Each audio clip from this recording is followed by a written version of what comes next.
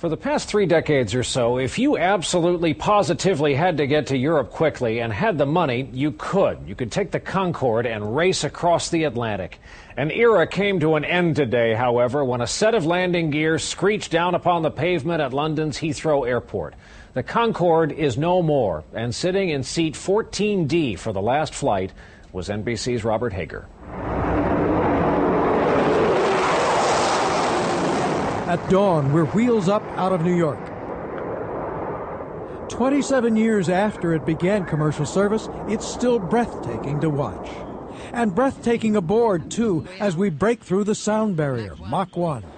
The rich and the famous are aboard with us, veteran Concorde flyers like the model Christy Brinkley and the actress Joan Collins. Well, I'm very sad, first of all.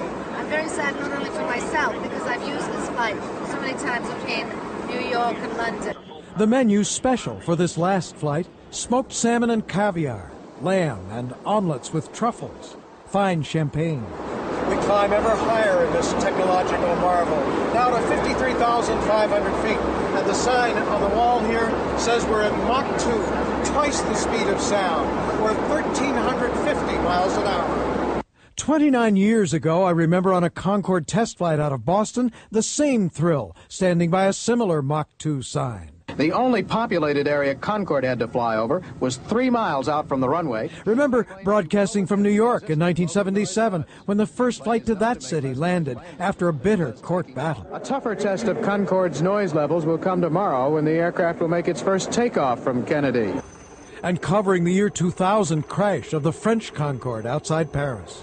The beginning of the end for the plane as the recession followed, and then 9/11. People stopped flying, especially on a plane that cost $9,000 a round trip. The future's in bigger, cheaper planes, not faster ones. Our flight now coasts down to London, settling like an eagle out of the British sky. Londoners crowd rooftops to watch. Tens of thousands more come to Heathrow Airport.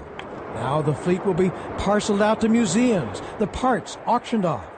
As we step from this graceful craft, we all realize it's the end of a 27-year era of supersonic commercial flight, probably for generations to come.